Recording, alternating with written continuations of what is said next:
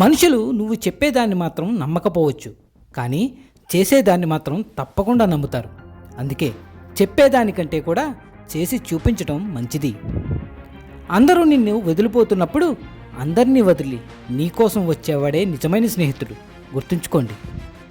తప్పుల్ని పదే పదే క్షమించడం అంటే మరో పెద్ద తప్పుకు దారిస్తున్నట్లనే అర్థం.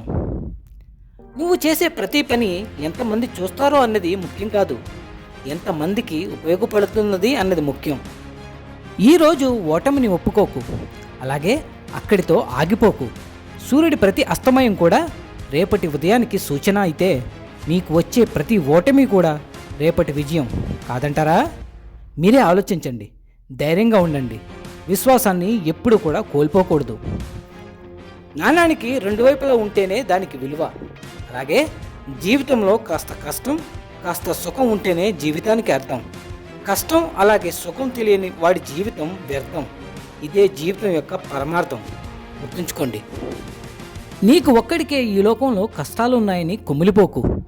నీకున్న సౌఖ్యాలను చూసి సంతృప్తి చెందుతూ ముందుకు అడుగు వేస్తూ పోతే జీవితంలో ఏదైనా సాధించగలవు. ఈ ప్రపంచంలో ఉన్నదానితో సంతోషపడేవారు కొందరు, లేని దానికోసం బాధపడుతూ ఉన్న సంతోషాన్ని కూడా కోల్పోయేవారు మరికొందరు. ప్రతి ప్రయాణానికి ఒక గమ్యం ఉంటుంది, అలాగే ప్రతి పరిచయానికి కూడా ఒక కారణం తప్పకుండా ఉంటుంది. గుర్తుంచుకోండి. అర్ధజ్ఞానం అభిమన్యుడి అంతటి వీరుడి జీవితాన్నే ముగించింది. ఏ విషయం గురించి అయినా పూర్తిగా తెలుసుకోకుండా అడుగు ముందుకు వేయకండి. జీవితంలో అన్నింటినీ కోల్పోవడం చాలా సులభం, కానీ తిరిగి సంపాదించడమే అత్యంత కష్టమైన పని. అర్థమైందనుకుంటా. జీవితం ఆనందంగా ఉండాలంటే ఈ రెండు సూత్రాలను పాటించండి. ఒకటి, క్షమించలేని వారిని మర్చిపోవాలి. రెండవది, మర్చిపోలేని వారిని క్షమించి వేయాలి. అర్థమైందనుకుంటా. జీవితంలో ఎన్నో ఎదురుదెబ్బలు తిని అలాగే ఎన్నో కష్టాలను అనుభవించి విసిగిపోయిన స్త్రీ జీవశ్రమంలో ఇంకా బ్రతుకుతూ జీవితంతో పోరాడుతూ ఉంది అంటే అది తన కడుపును పుట్టిన బిడ్డల కోసం మాత్రమే. గుర్తుంచుకోండి. చిన్నతనంలో తల్లిదండ్రుల కోసం బ్రతికి, పెళ్ళయ్యాక భర్త కోసం బ్రతికి, పిల్లలు పుట్టాక వాళ్లే లోకంగా బ్రతికి, ఇలా బ్రతికినంతకాలం ఒకరి కోసం మాత్రమే బ్రతుకున్న స్త్రీలందరికీ ఈ సమాజం ఇచ్చే బిరుదు ఏమిటో తెలుసా? ఆడదాన్ని అర్థం చేసుకోవటం చాలా కష్టమని. కాదంటారా? మానవ సేవ మానేసి మాధవ సేవ చేయమని ఏ మతము చెప్పలేదు. విధిని మానేసి విధాతను కొలవమని ఏ పుస్తకంలోని రాయలేదు. చిత్తశుద్ధి లేని పూజలు ఎన్ని చేసినా కూడా అవి వృధానే. చిత్తశుద్ధితో మానవ సేవ చేస్తే ప్రతి మనిషి యొక్క మనసు ప్రశాంతంగానే ఉంటుంది. కాబట్టి ప్రతి ఒక్కరూ కూడా మాధవ సేవ కంటే మానవ సేవకే ప్రాముఖ్యతనివ్వాలి. అర్థమైందనుకుంటా.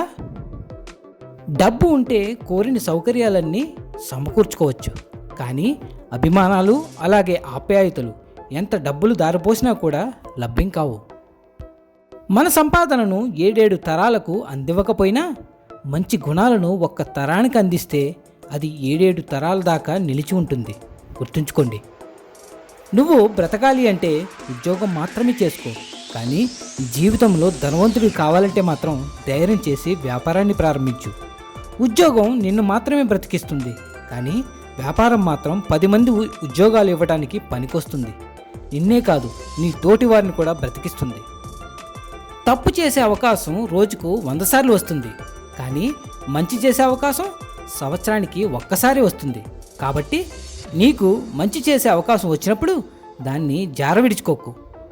చీకటి పడుతుందని సూర్యుడు, అలాగే తెల్లవారుతుందని చంద్రుడు భయపడితే లోకానికి వెలుగే ఉండదు. అలాగే అపజయానికి భయపడితే విజయాన్ని అందుకోలేవు. ప్రతిరోజు నువ్వు పట్టు వదలని విక్రమార్కుడివై శ్రమించు. కొన్ని రోజులు ఏమీ జరగకపోవచ్చు, ఏ మార్పు రాకుండా పోవచ్చు. చివరికి నువ్వు అనుకున్నది సాధిస్తావు. ఆ విజయాన్నే కొందరు అదృష్టం అని పిలుస్తారు, కానీ ఆ అదృష్టం నీ విజయం యొక్క రహస్యం అని మర్చిపోవద్దు. ఏదో జరగాలని ఎదురుచూస్తూ కూర్చుంటే ఓటమి తథ్యం. ఏమి చెయ్యాలో నిర్ణయించుకొని ముందుకు సాగితే గెలుపు సాధ్యమవుతుంది. సమాజం అనేది ఒక శిల లాంటిది. దాన్ని కోపంగా కొడితే పగిలిపోతుంది, అదే సహనంతో కొడితే శిల్పంలా మారుతుంది. అర్థమైందనుకుంటా. ధైర్యంగా ఉండండి. విశ్వాసాన్ని ఎప్పుడూ కూడా కోల్పోవద్దు. ఇక నిజానికి వెళ్దామండి. ప్రకృతి మనకు చాలా నేర్పిస్తుంది. ఉదాహరణకి అడవికి రాజు లయన్, అవునా? కానీ నిజానికి లయన్ జిరాఫీలా పొడవైంది కాదు. లయన్ ఏనుగులా, అలాగే హిపోపోటస్లా భారీ శరీరం లేనిది. లయన్ గుంటనక్కలాగా తెలివైంది కాదు. కానీ లయన్ అడవికి రాజు. ఎలా అంటే ఇది చాలా సింపుల్ లాజిక్. జీవితంలో విజయం సాధించాలంటే మనం స్మార్ట్, ఇంటెలిజెంట్, చదువు, అలాగే బుద్ధి, తెలివిగా ఉండనక్కర్లేదు. అలాగే ఈ లక్షణాలు లయన్లో ఎక్కడా కూడా లేవు. కానీ అది అడవికి రాజు. అలాగే అడవిని స్టిల్ రూల్ చేస్తుంది. లయన్ జంగిల్ కా షేర్. ఎలా అంటే లయన్ యాటిట్యూడ్ మిగతా వాటితో పోల్చితే డిఫరెంట్గా ఉంటుంది. అందుకే మిగతా జంతువులన్నీ దీనికి భయపడతాయి. చూడటానికి వాటి ముందు ఇది ఒక పిల్లిలా ఉంటుంది. కానీ ఎందుకు అవి భయపడతాయంటే బికాజ్ దాని యాటిట్యూడ్. ఎప్పుడైనా లయన్ ఏనుగు చూసిందంటే దాని మెదడులో వచ్చే ఒక ఆలోచన లంచ్. నిజానికి ఏనుగు లయన్ కన్నా 5 రెట్లు పెద్దది. అలాగే ఏనుగుకు ఒక్క తన్ను తన్నిందంటే లయన్ ఎక్కడో పడుతుంది. కానీ లయన్ ఎలిఫెంట్ని చూసినప్పుడు దాని మనసులో ఐ కెన్ ఈట్ దిస్ అని ఆలోచన వస్తుంది. అలాగే ఏనుగు లయన్ చూసినప్పుడు దాని మనసులో వచ్చే ఆలోచన lion is a eater. Lion కన్నా ఏనుగు చాలా పెద్దది, బలమైంది.